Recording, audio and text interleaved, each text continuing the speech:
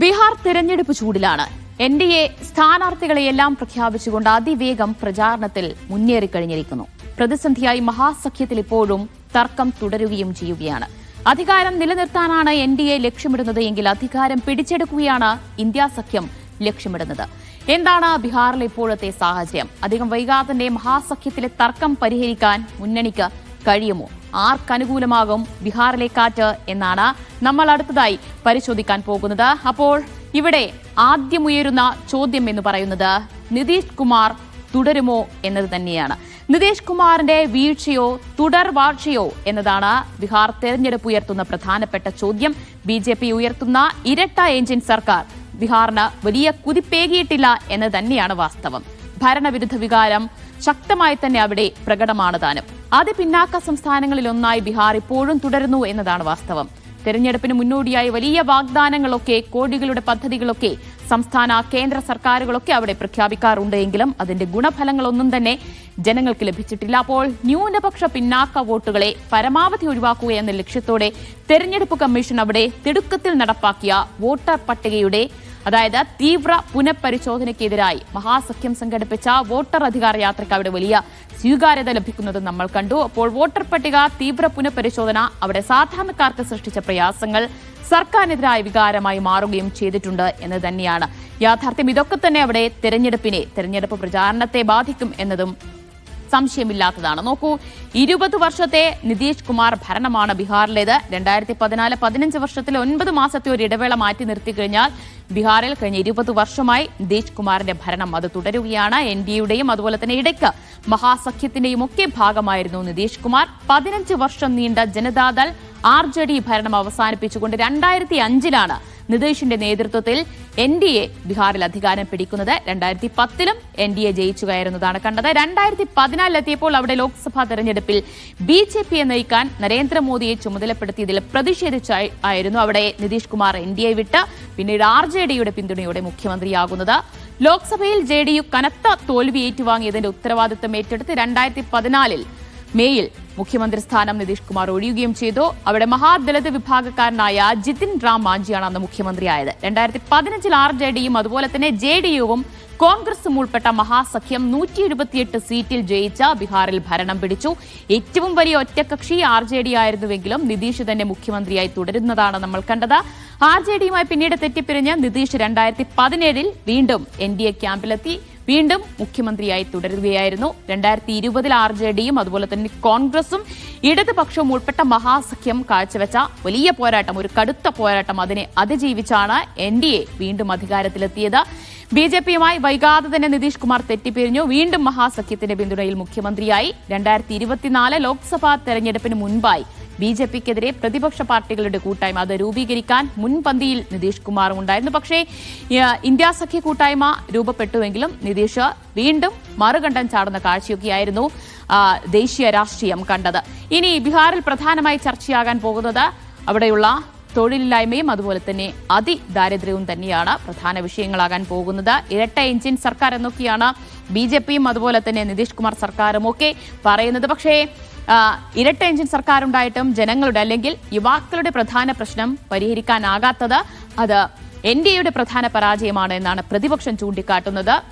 ബീഹാറിൽ നോക്കിക്കഴിഞ്ഞാൽ അവിടെ 15 മുതൽ 29 വയസ്സ് വരെയുള്ളവർക്കിടയിൽ തൊഴിലില്ലായ്മ നിരക്ക് 23%. അത് ദേശീയ ശരാശരി നോക്കിയാൽ വെറും 15.9. അപ്പോൾ അത്രയധികം വലിയ തൊഴിലില്ലായ്മ അവിടെ നേരിട്ടുകൊണ്ടിരിക്കുന്നു എന്ന് തന്നെയാണ് യാഥാർത്ഥ്യം. ഇനി ഞാൻ നേരത്തെ സൂചിപ്പിച്ചതുപോലെ മറ്റൊരു പ്രധാനപ്പെട്ട ചർച്ചയാകാൻ പോകുന്നത് വോട്ടർ പട്ടികയിലെ പുനഃപരിശോധന, തീവ്ര പരിശോധന തന്നെയാണ്. അവിടെ തെരഞ്ഞെടുപ്പ് കമ്മീഷനും അതുപോലെ കേന്ദ്ര സർക്കാരും ചേർന്ന് തിടുക്കത്തിൽ ബീഹാറിൽ നടത്തിയ വോട്ടർ പട്ടിക പുനഃപരിശോധനയും അതുപോലെ തന്നെ വോട്ടുകൊള്ളയും ബീഹാറിലെ ജയപരാജയം നിശ്ചയിക്കുന്നതിൽ ഒരു ഫാക്ടറാകുമെന്നതിൽ യാതൊരു സംശയവുമില്ല.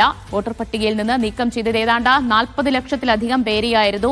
പിന്നെ ആദ്യ കരട് പട്ടികയിൽ ഏതാണ്ട് 65 ലക്ഷത്തിലധികം പേരെ ഒഴിവാക്കുന്നതുമൊക്കെ നമ്മൾ കണ്ടു. അത് വലിയ പ്രതിഷേധങ്ങൾക്ക് കാരണമായി. അതുപോലെ തന്നെ അതിന് പിന്നാലെ രാഹുൽ ഗാന്ധി ഈ വോട്ടുകൊള്ള ചൂണ്ടിക്കാട്ടി ബീഹാറിൽ നടത്തിയ വോട്ടർ അധികാര യാത്ര അതിന് വലിയ പിന്തുണയൊക്കെ ലഭിച്ചതും അത് NDA ആശങ്കപ്പെടുത്തിയിട്ടുണ്ട്. എന്തായാലും അതിന് പിന്നാലെയായിരുന്നു മോദി ബീഹാറിലെത്തി അവിടെ കോടികളുടെ വികസന പദ്ധതികളൊക്കെ പ്രഖ്യാപിക്കുകയും ചെയ്തത്.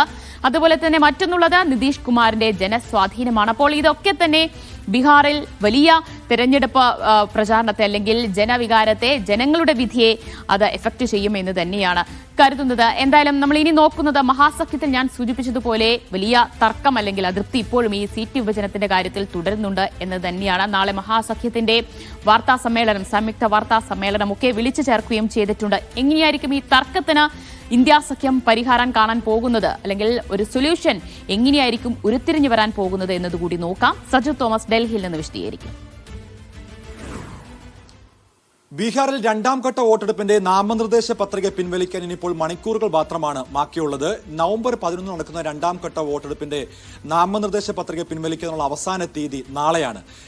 മഹാസഖ്യത്തിലും അതോടൊപ്പം തന്നെ NDAയും തിരക്കിട്ട പ്രചാരണവുമായി മുൻപോട്ട് പോവുകയാണ്. നാളെ പ്രധാനമന്ത്രി നരേന്ദ്രമോദി സംസ്ഥാനത്ത് എത്തുകയാണ്. 12 റാലികളിലാണ് പ്രധാനമന്ത്രി നരേന്ദ്രമോദി പങ്കെടുക്കുന്നത്. അതായത് നരേന്ദ്രമോദിയെ മുൻനിർത്തിയുള്ള മോദി ഇഫക്റ്റ് അത് ബീഹാറിൽ ഒരിക്കൽ കൂടി പരീക്ഷിക്കാൻ ഒടുങ്ങുകയാണ് NDA മുന്നണി. നാളെ വാർത്താ സമ്മേളനം വിളിച്ചിട്ടുണ്ട്. മഹാസഖ്യത്തിലെ നേതാക്കളൊക്കെയും പങ്കെടുക്കുന്ന ഒരു വലിയ വാർത്താ സമ്മേളനം പട്നയിൽ ചേരുകയാണ്. ഇന്ന് അശോക് ഗെഹ്ലോട്ട് എന്തായാലും ലല്ലു പ്രസാദ് യാദവുമായിട്ടും അതോടൊപ്പം തന്നെ തേജസ്വി യാദവുമായിട്ടൊക്കെയും അടച്ചിട്ട മുറിയിൽ ചർച്ച നടത്തിയത്. പ്രത്യേകിച്ച് 9 ഇടങ്ങളിൽ RJDയും കോൺഗ്രസും സൗഹൃദ മത്സരം നടത്തുന്നുണ്ട്. അതോടൊപ്പം തന്നെ വലിയ രീതിയിലുള്ള പ്രതിസന്ധികളൊക്കെയും ആദ്യഘട്ടത്തിൽ ഉണ്ടായിരുന്നു. പക്ഷേ അതൊക്കെയും ഇപ്പോൾ മാറി നിന്നുകൊണ്ട് ഒരു സമവായ നീക്കത്തിലേക്ക് ഇപ്പോൾ എത്തിയിരിക്കുകയാണ്. അതിന്റെ അവസാന പ്രഖ്യാപനം നാളെ ഉണ്ടാകുമെന്നാണ് പ്രതീക്ഷിക്കുന്നത്. അവസാന ഘട്ടത്തിൽ JMM കൂടി 6 ഇടങ്ങളിൽ സ്ഥാനാർത്ഥികളെ പ്രഖ്യാപിച്ച് സഖ്യത്തിൽ നിന്നും പുറത്തു പോകാൻ വേണ്ടി ആദ്യമേ തന്നെ അവകാശവാദം ഉന്നയിച്ച JMM കൂടി തിരിച്ചു വന്ന സാഹചര്യത്തിൽ എന്തായാലും ശുഭകരമായിട്ടുള്ള ഒരു വാർത്തയാണ്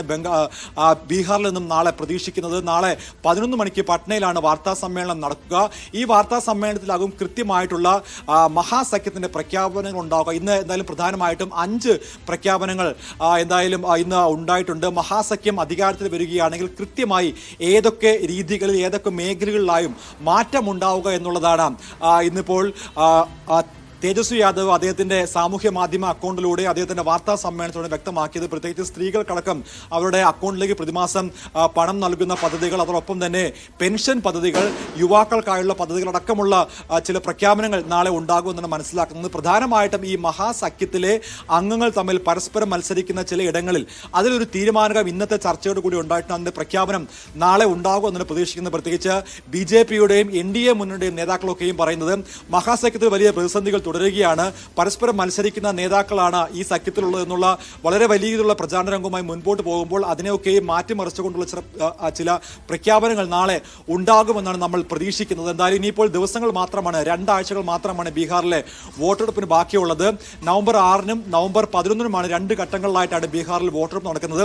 എന്തായാലും രാഹുൽ ഗാന്ധി നടത്തിയ വോട്ടർ അധികാര യാത്രയും രാഹുൽ ഗാന്ധി ഉന്നയിച്ച വോട്ടുകൊള്ള ആരോപണവും ജനങ്ങൾക്കിടയിൽ വലിയ രീതിയിൽ ചർച്ചയായിട്ടുണ്ട്. അതിന് പിന്നാലെയാണ് ബീഹാർ അധികാര യാത്രയുമായിട്ട് പ്രതിപക്ഷ നേതാവ് തേജസ്വി യാദവും യാത്ര നടത്തിയത്. എന്തായാലും ഈ വിഷയങ്ങളൊക്കെയും ജനങ്ങൾക്കിടയിൽ വലിയ ചർച്ചയായിട്ട് 2 പതിറ്റാണ്ട് കാലമായി 20 വർഷമായി നീണ്ടുനിന്ന നിതീഷ് കുമാറിന്റെ ഭരണത്തിനെതിരെ വലിയ രീതിയിലുള്ള ജനവിരുദ്ധ വികാരമുണ്ട്, ഭരണവിരുദ്ധ വികാരമുണ്ട്. അതൊക്കെയും വോട്ടായി മാറുമെന്നുള്ള പ്രതീക്ഷയാണ് മഹാസഖ്യത്തിനുള്ളത്. അത് കൃത്യമായി ഉപയോഗപ്പെടുത്താൻ മഹാസഖ്യത്തിന് ആയിട്ടുണ്ടോ എന്നുള്ളതാണ് ഇനിയുള്ള ദിവസങ്ങൾ ചർച്ച ചെയ്യേണ്ടത്. പ്രത്യേകിച്ച് 7 കോടി വോട്ടർമാർ, 7,89,00,000 വോട്ടർമാരുണ്ടായിരുന്നിടത്ത് വോട്ടർ പട്ടികയിലെ തീവ്ര പരിഷ്കരണത്തിലൂടെ 47 ലക്ഷം വോട്ടർമാരെ വെട്ടിമാറ്റി 7,42,00,000 ചുരുക്കിയിരിക്കുകയാണ്. അതിൽ വലിയ എതിർപ്പുകൾ തെരഞ്ഞെടുപ്പ് കമ്മീഷനെതിരെ രാഹുൽ ഗാന്ധി ഉന്നയിച്ചിരുന്നു, മറ്റ് പ്രതിപക്ഷ പാർട്ടികൾ ഉന്നയിച്ചിരുന്നു.